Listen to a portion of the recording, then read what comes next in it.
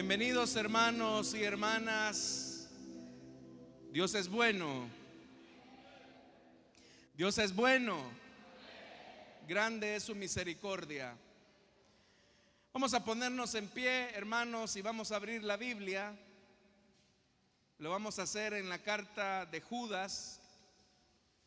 Y vamos a leer los versículos que corresponden para esta oportunidad. Antes vamos a orar, vamos a pedirle a Dios que sea Él quien nos bendiga. Oremos al Señor. Padre que estás en los cielos, esta noche, Señor, venimos delante de ti para darte las gracias, porque tú eres bueno y misericordioso para con todos aquellos que te buscan.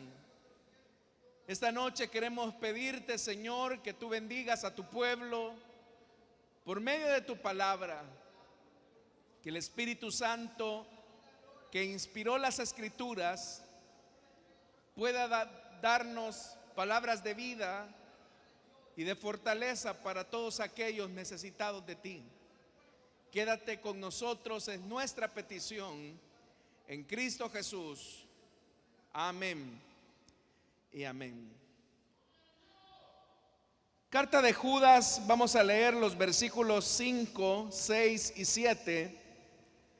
La palabra de Dios nos dice: aunque ustedes ya saben muy bien todo esto, quiero recordarles que el Señor, después de liberar de la tierra de Egipto a su pueblo, destruyó a los que no creían, y a los ángeles que no mantuvieron su posición de autoridad, sino que abandonaron su propia morada, los tiene perpetuamente encarcelados en oscuridad para el juicio del gran día.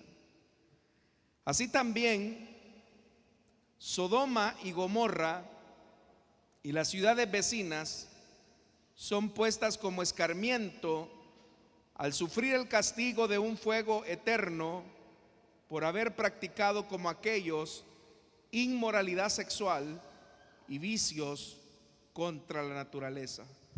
Amén. Hasta ahí dejamos la lectura, hermanos. Tengan la bondad de sentarse.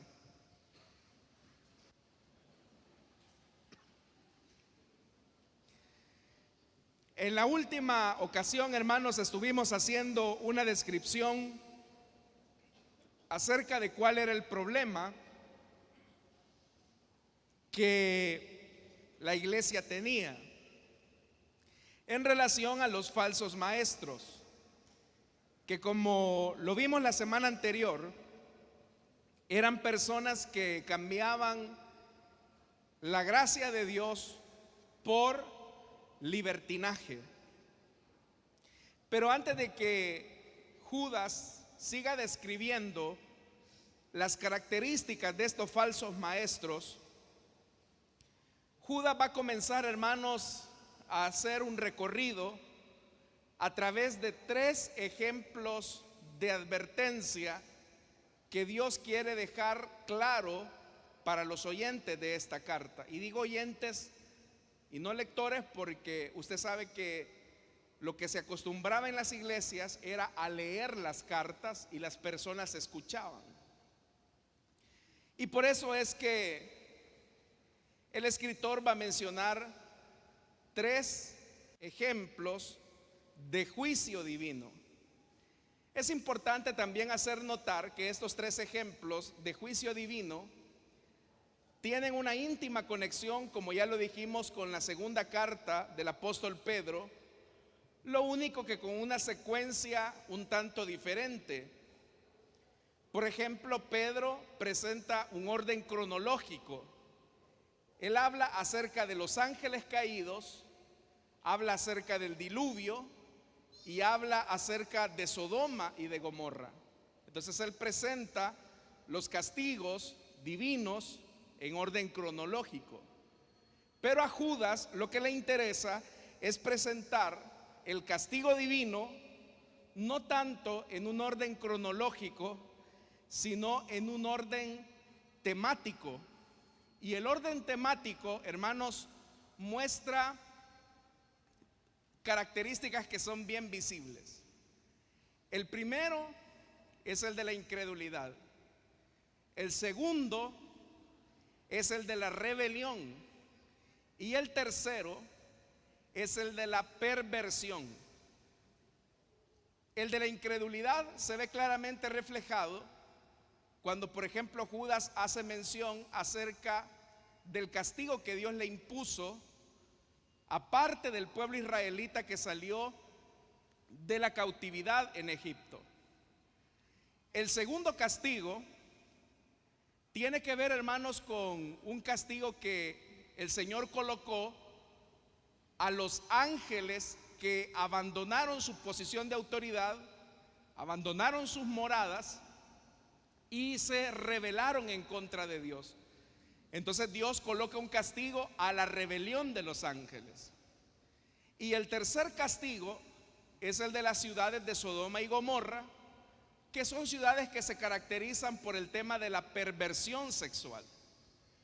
Ahora, ¿por qué razón el escritor de Judas decidió colocar en ese orden esta triada que advierte acerca de los juicios divinos?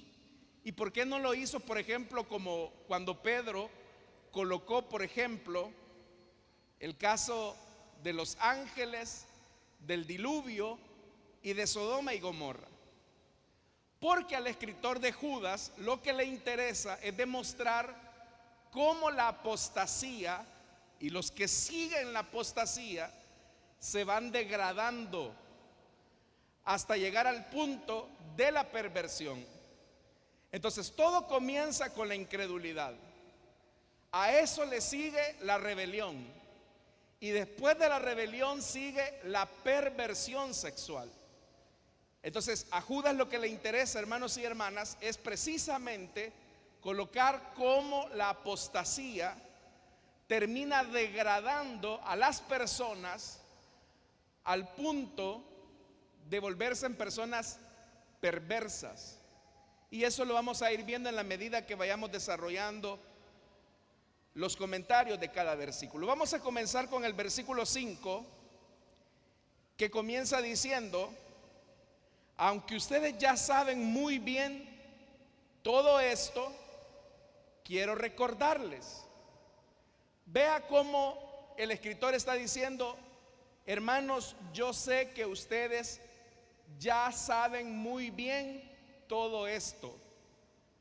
Surge entonces la pregunta: ¿qué es lo que saben los oyentes de la carta de Judas, o los lectores en nuestro caso?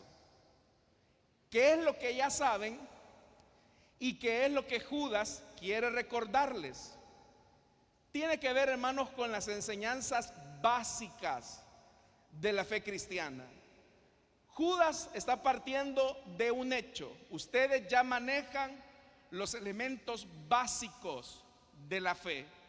¿Y cuáles eran esos elementos básicos de la fe? Los que precisamente va a mencionar a continuación, que son los relatos del Antiguo Testamento que van a sustentar la explicación que Judas nos quiere transmitir. Pero dice que a pesar de que ya lo saben bien, él quiere hacerles un recordatorio.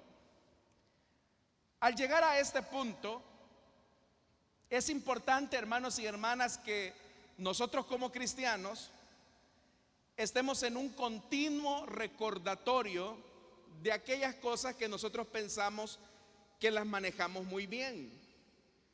A veces suele ocurrir que cuando un predicador lee un pasaje de la Biblia, ya inmediatamente está en el pensamiento de las personas cosas como: ya sé de qué va a predicar el hermano. O si, por ejemplo, se menciona que se va a estudiar la doctrina básica, inmediatamente la persona dice: no, ya sé de qué va a predicar el hermano también. Y damos por sentado que manejar de alguna manera los contenidos más básicos de la fe nos garantizan una estabilidad frente a la amenaza de la apostasía. Pero nuestra tarea, hermanos y hermanas, como iglesia, es afianzar el conocimiento que ya sabemos. Y una forma en que podemos afianzar ese conocimiento es haciendo lo que Judas está haciendo en el versículo 5, recordando aquello que nosotros decimos conocer. Eso precisamente era lo que el apóstol Pedro les decía a los hermanos cuando en su segunda carta él les decía: hermanos, yo siempre les voy a recordar estas cosas, por más que las sepan y estén afianzados en la verdad que ahora tienen. Ahora, dice Pedro, considero que tengo la obligación de refrescarles la memoria mientras viva. Es decir, Pedro es consciente de la responsabilidad que tiene como ministro de recordarles aquellas cosas que la iglesia se supone ya maneja. Hermanos, esto es importante para nosotros, porque a la gente le ha dado como una comezón de oír cosas nuevas. Entonces la gente quiere escuchar cosas nuevas de la Biblia, cosas nuevas de la palabra de Dios. Y es verdad que la revelación de la Escritura siempre nos está dando algo nuevo, pero eso nuevo, hermanos, corresponde a la dinámica del Espíritu Santo que hace fresca la palabra de Dios para nosotros. Pero la revelación de la palabra siempre es la misma. En la medida en que nosotros entonces preservemos aquello que conocemos, pero lo revitalicemos en el día a día, es eso lo que va a garantizar de alguna manera nuestra estabilidad en la fe cristiana. Puede ser que cuando usted escuche a un predicador y lea algún pasaje de la Biblia, o su tema sea muy sencillo y a lo mejor usted diga: si eso ya lo sé, y yo quería escuchar algo nuevo. Precisamente lo que el Señor trata, la manera de decirle al pueblo de Dios, es que refresque o recuerde aquellos elementos básicos de la fe. Y por eso es que Judas dice: hermanos, yo ya sé que ustedes manejan bien estas cosas, pero quiero recordarles. Ahora, ¿qué es lo que quiere recordarles? La segunda parte del versículo 5 dice: quiero recordarles que el Señor, después de liberar de la tierra de Egipto a su pueblo, destruyó a los que no creían. El primer ejemplo de estos tres que se mencionan en este pasaje es el de la liberación de Israel de Egipto. Después de que Israel fue testigo de la forma en cómo el Señor liberó a su pueblo de la esclavitud en Egipto por medio de 10 señales, después de que se produjo la división del Mar Rojo, después de que también las aguas, esas mismas aguas que se dividieron, sepultaron al ejército de Faraón, siendo ellos testigos del gran poder de Dios. La Biblia dice que al pasar los días, más o menos unos 3 meses después de su salida de Egipto, la Biblia dice que el pueblo llegó a la frontera entre el desierto y la tierra prometida. El Señor les había dicho a ellos que tenían una tierra prometida por delante, y por esa razón el Señor los había sacado para entregarles esa tierra. Pero habían llegado finalmente a la frontera. Dios les había hecho la promesa: les daré esta tierra, porque esa fue la promesa que les di a sus antepasados, Abraham, Isaac y Jacob. Pero la Biblia dice en el libro de Deuteronomio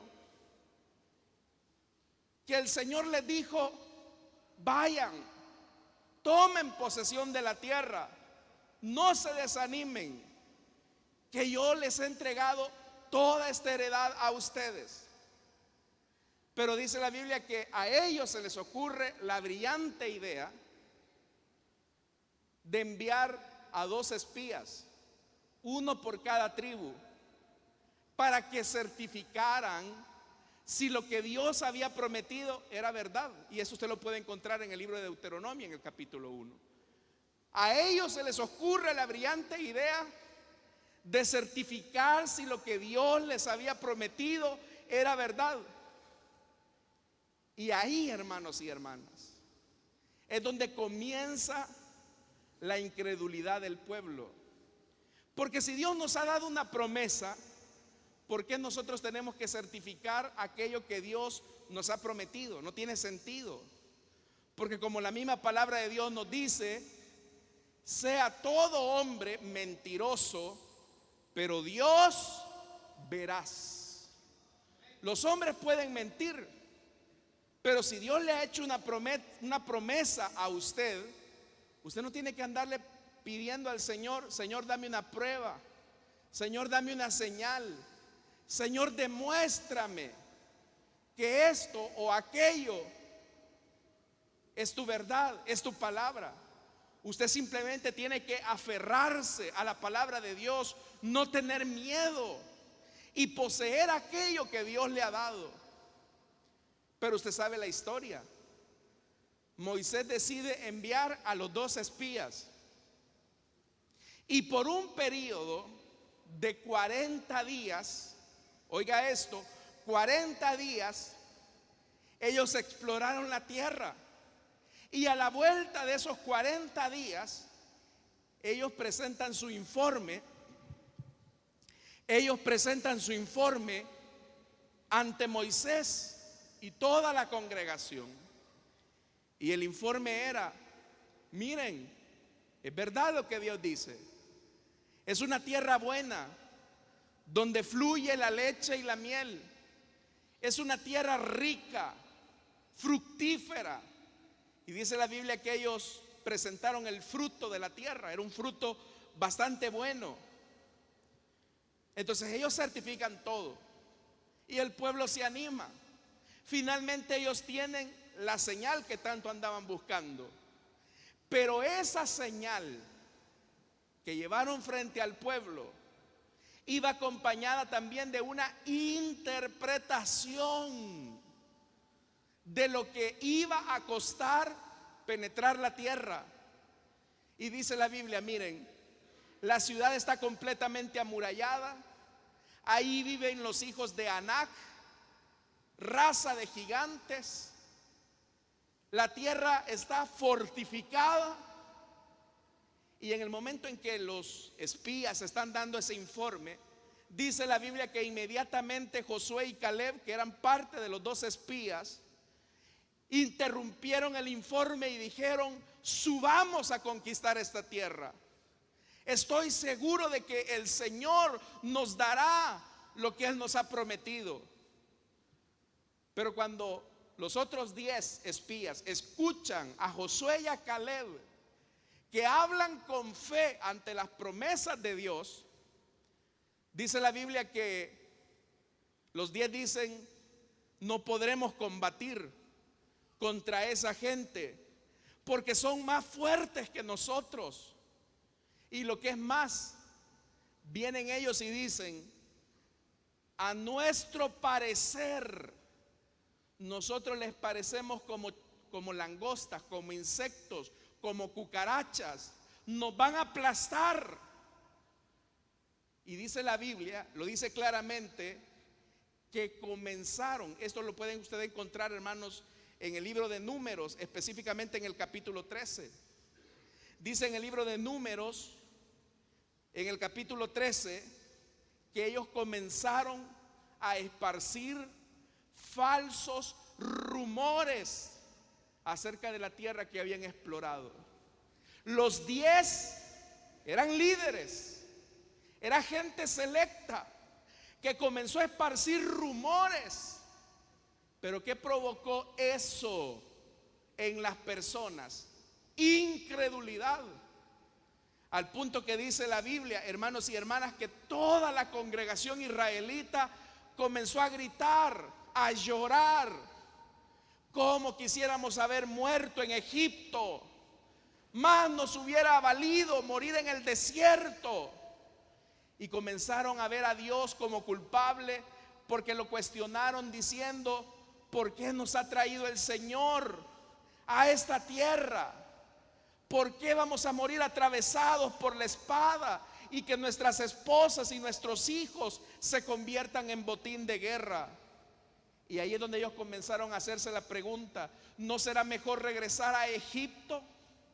Y dice la Biblia, hermanos y hermanas, que en el momento en que la congregación está murmurando en contra de Dios, está rebelándose en contra de Dios, dice la Biblia, hermanos y hermanas, que Josué y Caleb se rasgaron las vestiduras en señal de duelo por la incredulidad del pueblo.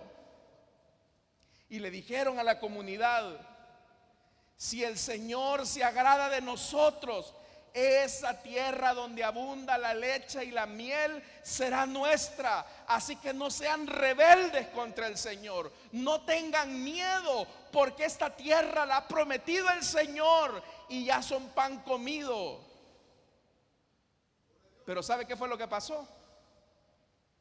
Que dice la Biblia que en el momento cuando escucharon a Josué y a Caleb, que estaban hablando palabras de fe, que estaban actuando en fe, dice la Biblia que ya la congregación estaba agarrando las piedras para apedrear a Josué y a Caleb.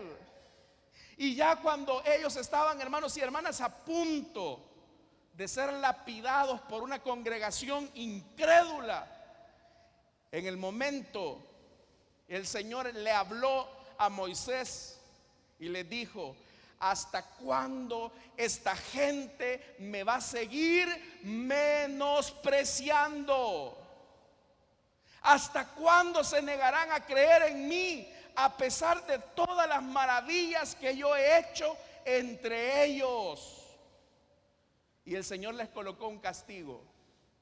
Por cada día que fueron a explorar la tierra los espías, así tendrán un año de tormento, donde el pueblo de Israel va a quedar sepultado mientras vaga en el desierto. Y sabe, hermanos y hermanas, se calcula que más de 1 millón de personas salió de Egipto. Y los que habían ido contaminaron con falsos rumores a la congregación. Por eso tenga cuidado usted con los chismosos, hermano. Tenga cuidado con esos que andan esparciendo falsos rumores. Ya te diste cuenta lo que dijo, que dice que dijeron, que contaron, que dice que dijeron. Tenga cuidado, no vaya a ser que usted también quede sepultado en el desierto. ¿Qué habían dicho ellos? Nuestros hijos van a ser botín de guerra. Entonces el Señor les puso un castigo: de los mayores de 20 años, ni uno solo va a heredar la tierra. Pero de estos niños que dijeron que iban a ser botín de guerra, ellos van a heredar la tierra, pero también ellos mismos los van a sepultar en el desierto. Y usted sabe que Israel anduvo vagando 40 años por esos 40 días de incredulidad. Ahora, hermanos y hermanas, aquí viene un elemento que es importante. La apostasía comienza precisamente con una cuestión de incredulidad. ¿Cómo comienza la apostasía en el corazón del que es apóstata? Cuando comienza a dudar de la palabra de Dios, cuando comienza a dudar de las enseñanzas del evangelio, cuando comienza a dudar de la palabra de Dios. Todos en algún momento podemos tener alguna duda, pero el Señor, hermanos y hermanas, por medio de su Santo Espíritu nos va iluminando y Él va disipando toda duda y toda preocupación. Pero el apóstata, en el apóstata, su duda, hermanos y hermanas, va echando raíces. Pero también, hermanos y hermanas, si algo nos puede decir este ejemplo que pone Judas, es que ningún privilegio, por extraordinario que sea, es garantía de permanencia en la fe. Porque qué privilegios había tenido Israel, hermanos y hermanas. Había tenido muchos milagros, muchos privilegios. Pero esta gente se rehusó a confiar en Dios. Rechazó la dirección de Dios y por eso sufrieron la ira de Dios. Y por eso es que la Biblia dice que muchos israelitas perecieron en el desierto. Le decía, se cree que más de 1 millón de personas salió de Egipto en el momento del éxodo.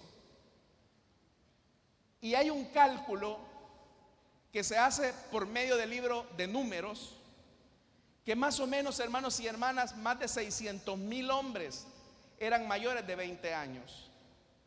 Y si a eso le sumamos las mujeres, bien podríamos estar llegando, hermanos y hermanas, casi al 1,000,000 de personas. Si usted divide ese número, 1,000,000, entre los 40 años que anduvieron vagando en el desierto, estamos hablando, hermanos, que diariamente 90 personas morían todos los días. 90 personas incrédulas que no le creyeron a Dios, sino que le creyeron a los apóstatas. ¿Y quiénes eran esos apóstatas? Los 10 espías, los que no decidieron, hermanos y hermanas, poner la confianza en Dios. Entonces, ¿cómo comienza la apostasía? Con la incredulidad. Por eso yo le pregunto a usted, y hágase una pregunta sincera: ¿cuántos creemos que lo que Dios dice es verdad? No de verdad. ¿Usted cree que Dios le ha dado salvación por medio de Jesucristo? ¿Usted cree que todos sus pecados han sido limpiados, hermanos y hermanas?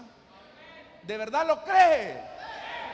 Entonces, si lo cree, ya no es tiempo de andar pensando: ¿y si el día que el Señor viene me halla así o me halla así? ¿Y si el día que el Señor viene ocurre esto y yo no tuve tiempo de pedirle perdón? Hermano, todos sus pecados han quedado limpiados el día que Cristo murió por nosotros en la cruz del Calvario. Amén. La Biblia dice que los que están en las manos del Señor, nadie los arrebata. Entonces puede ser que venga por ahí alguien que le diga: no, hombre, ¿y vos crees que solo con creer en Jesús vas a ser salvo? Si hay que hacer esto otro, tenés que añadir un poquito de obras a tu salvación. Que el Señor reprenda al diablo, hermanos y hermanas. Si la obra que Cristo hizo es perfecta, no hay nada que nosotros podamos hacer. Por eso es que Él dijo, cuando estuvo a punto de morir: consumado es. Todo lo que Cristo logró en la cruz es completo y es perfecto. Pero el apóstata comienza con un sentido de incredulidad. Dice el versículo 6: y a los ángeles que no mantuvieron su posición de autoridad, sino que abandonaron su propia morada, los tiene perpetuamente encarcelados en oscuridad para el juicio del gran día. Hermanos, si Israel tuvo un privilegio al ver los milagros de Dios, estos ángeles tuvieron más privilegio.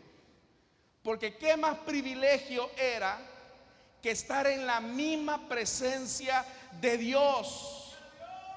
Ellos eran, hermanos, seres que veían cara a cara a Dios. Pero un día se le metió el gusanito de la rebelión y comenzó en el corazón del lucero de la mañana, al que usted y yo conocemos con el nombre de Satanás. Satanás comenzó a verse como una persona hermosa y sabia, y en realidad lo era. Pero dijo: bueno, yo puedo ser semejante al Altísimo, tengo atributos de belleza, soy líder entre los ángeles, tengo poder, tengo sabiduría. ¿Qué me impide ser semejante al Altísimo? Pero ese veneno que comenzó a circular en el corazón del lucero de la mañana se contagió en la tercera parte de los ángeles. Imagínese, hermano, la tercera parte de los ángeles se contagió de ese espíritu de rebelión en contra de Dios. ¿Y cuál fue la mentira que Satanás utilizó? Dios los está subestimando a ustedes. Dios no valora sus talentos, sus capacidades. Dios no sabe lo que cuesta mantener su reino. Y comenzó a volcar el corazón de estos ángeles en contra de Dios, en contra del Señor. Por eso, hermanos y hermanas, ¿sabe cuál fue el primer pecado que se desató en la historia humana? La rebelión y la división. La rebelión y la división. Y por eso es que dice el versículo número 6: no mantuvieron su posición de autoridad. Dios les había dado una posición, y la posición de ellos era debajo de Dios, debajo del Altísimo. Pero ¿sabe cuál es el problema? No solo de estos ángeles que se convirtieron en demonios, sino que también de los seres humanos. Cuando nosotros no conservamos nuestra posición de autoridad, Dios, hermanos y hermanas, a cada uno de nosotros nos ha dado una medida de fe, nos ha dado una posición en el Evangelio. A unos el Señor les dio la posición de ser número 5, de ser número 4, pero el 5 no tiene que pretender ser número 2. El 4 no debe de pretender ser número 3. Ni el 2 tiene que pretender ser número 1, porque Dios a cada uno le ha dado un nivel de autoridad. Pero ¿sabe cómo comienza toda división? Cuando el que se divide comienza a pensar: yo podría ser un buen número 1, yo podría hacer mejor las cosas siendo número 1, y no conserva la posición de autoridad, sino que, como dice el versículo número 6, abandonan su propia morada. Hay un pasaje, hay una traducción que dice: abandonaron su propio hogar. Y tiene sentido, porque más adelante dice: ahora Dios los tiene perpetuamente encarcelados en oscuridad para el juicio del gran día. Entonces vea, cuando Judas utiliza el ejemplo de los ángeles, quiere mencionar que cuando el apóstata se vuelve incrédulo, siempre provoca algún grado de rebelión al interior de la iglesia. El que es apóstata siempre va a tratar la manera, si la incredulidad ya fermentó su corazón, la rebelión va a ser el siguiente estamento que su apostasía va a comenzar a albergar. Entonces ahí uno tiene que tener cuidado, porque si el cuidado para Israel era creer en Dios, el cuidado que ahora la iglesia tiene que tener es estar sometida bajo autoridad.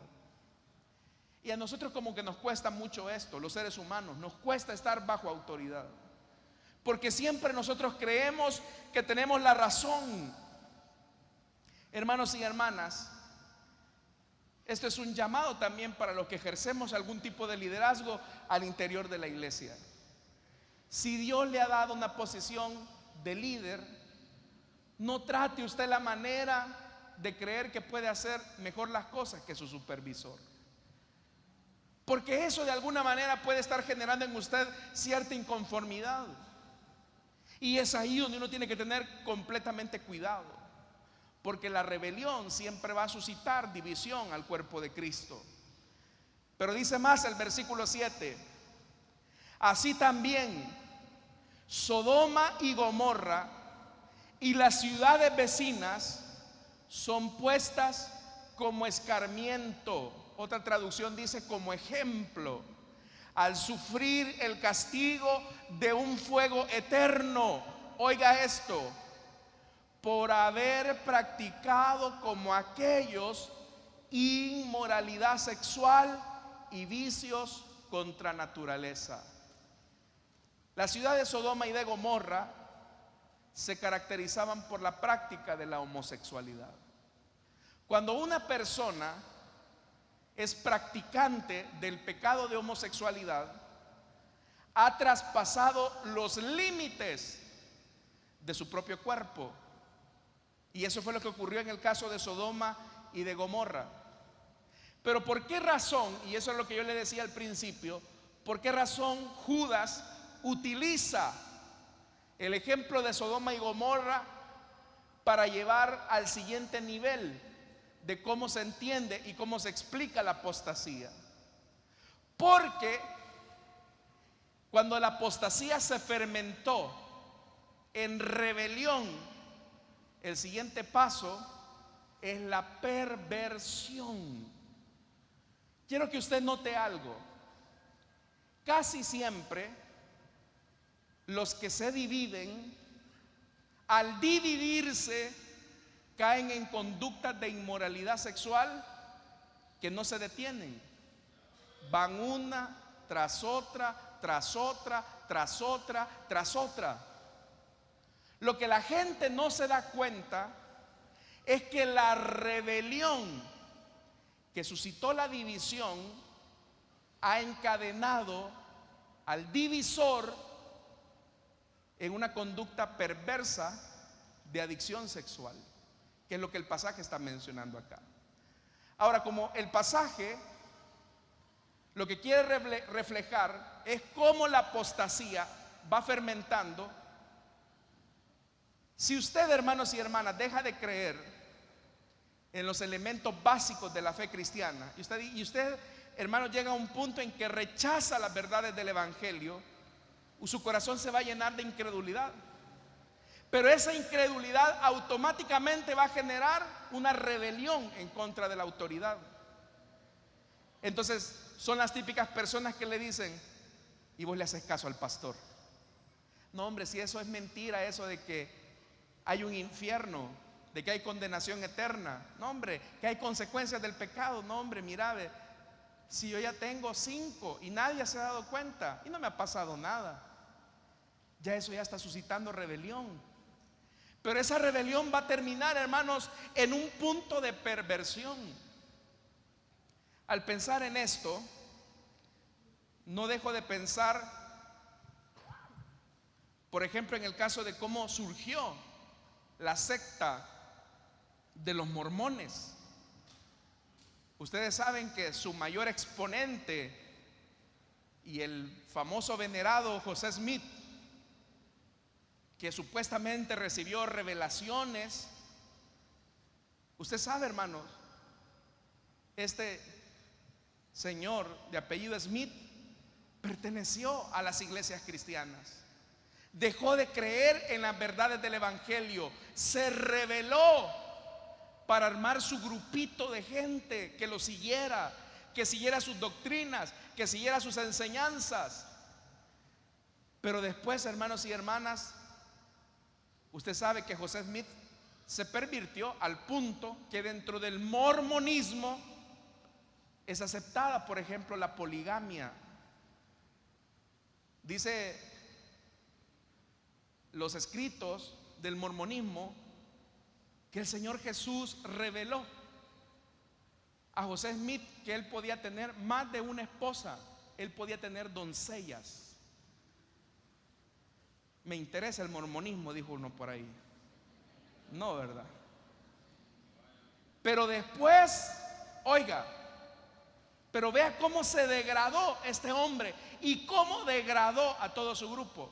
1, siendo incrédulo. 2, dividiendo la iglesia en la que estaba.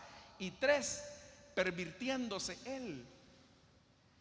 Casi siempre todos los que tienen falsas doctrinas terminan pervirtiéndose en el aspecto sexual.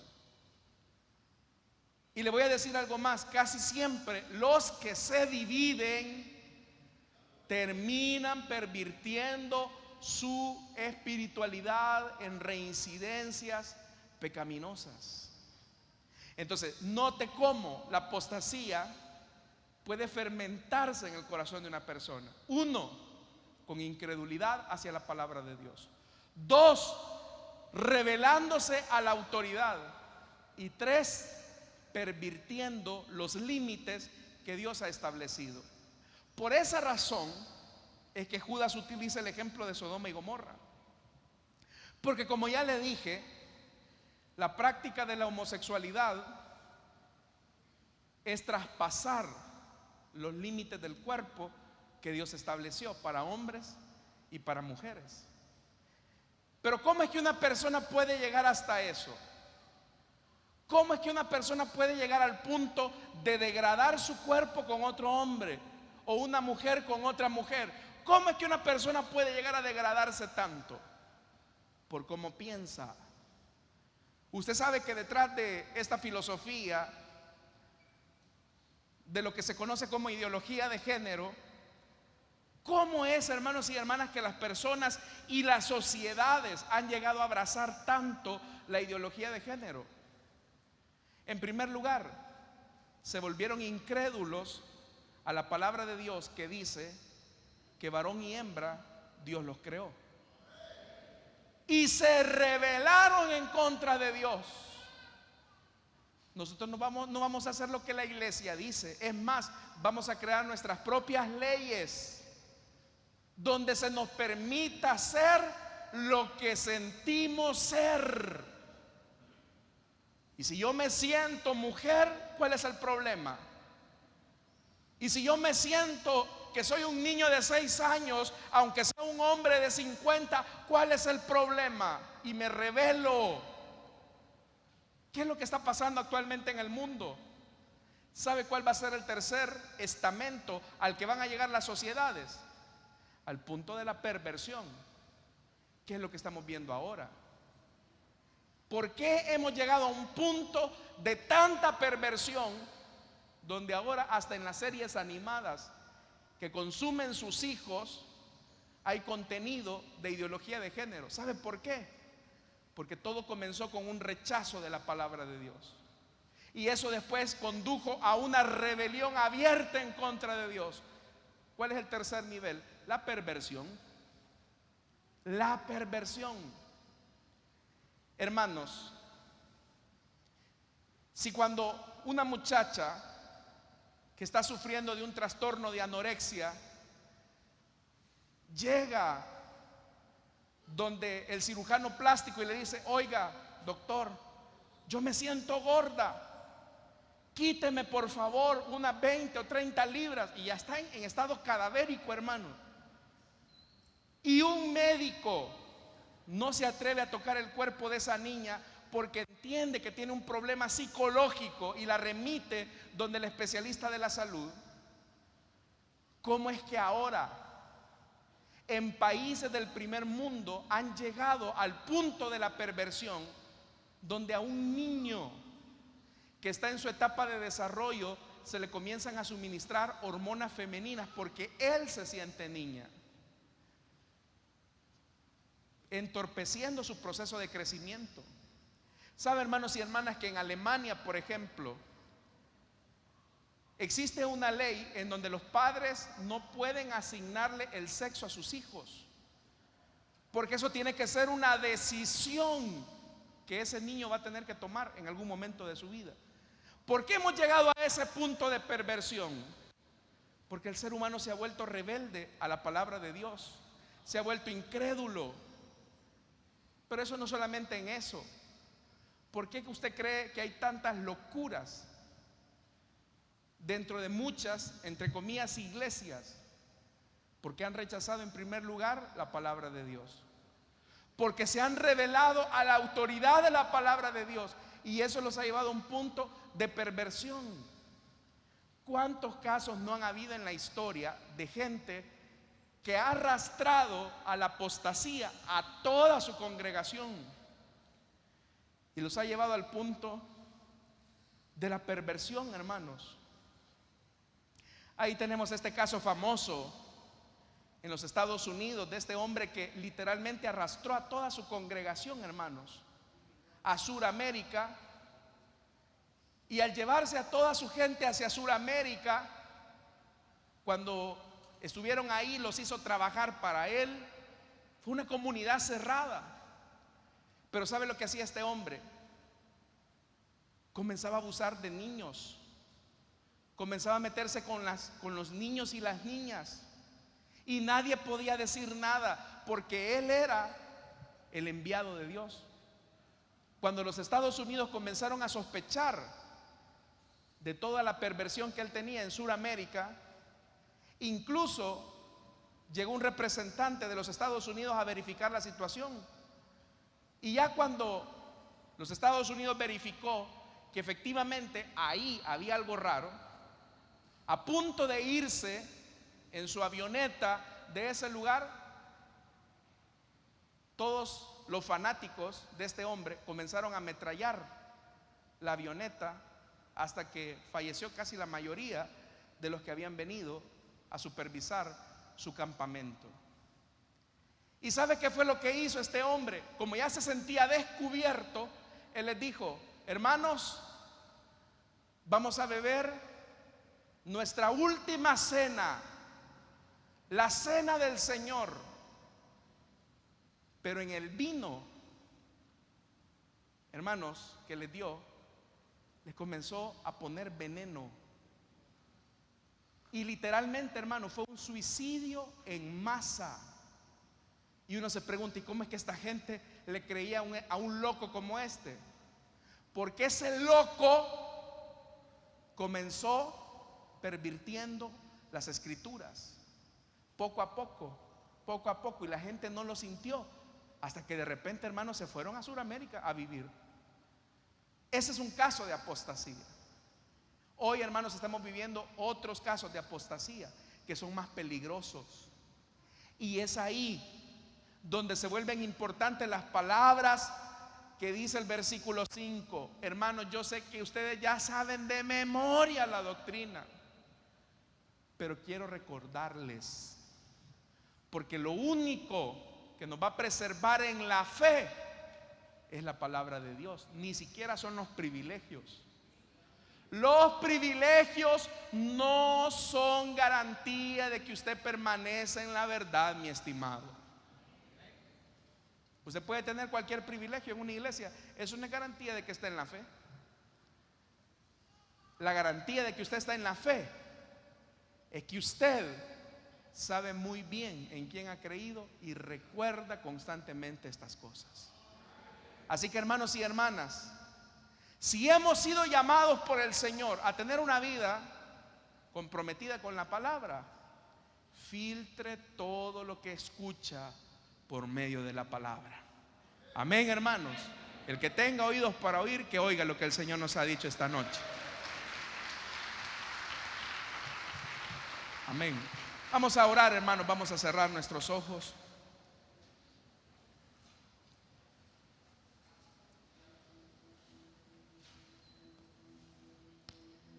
Teniendo nuestros ojos cerrados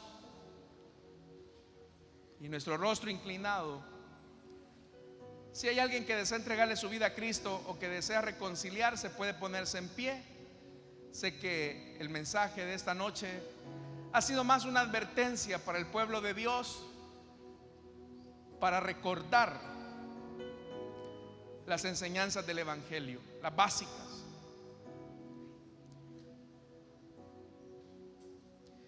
Quiero recordarles lo que ya saben. Israel vio milagros y no creyó. Los ángeles tenían el privilegio de estar delante de la autoridad de Dios y se rebelaron. Sodoma y Gomorra se pervirtieron con vicios contra naturaleza. Y es que la apostasía tiene esos tres nutrientes: incredulidad, rebelión y perversión. Que Dios nos libre. Si hay alguien que desea entregarle su vida a Cristo o desea reconciliarse, póngase en pie, vamos a orar por usted. ¿Habrá alguien? Dios le bendiga a la hermana que se pone en pie. Queremos orar por usted, hermana. ¿Usted quiere entregarle su vida a Cristo? ¿Hay alguien más que desea entregarle su vida a Cristo o desea reconciliarse? Póngase en pie. Vamos a orar por usted. Oremos al Señor, hermanos. Padre que estás en los cielos, te damos las gracias, Señor, porque tu palabra es la que nos preserva del error. Por eso tú nos recuerdas tu palabra, aunque nosotros creemos que ya sabemos, pero tú eres el buen pastor que nos recuerda tu palabra continuamente para ser librados del error. Señor amado, gracias por tu Espíritu Santo y por tu palabra que nos mantiene firmes. Bendícenos y apártanos de todo mal. Oramos también, Señor, por nuestras ofrendas y nuestros diezmos. No te damos de lo que nos sobra, sino que te damos con gratitud y sinceridad. Bendice a tu pueblo en el nombre de Jesús. Amén y amén. Pueden pasar nuestros hermanos.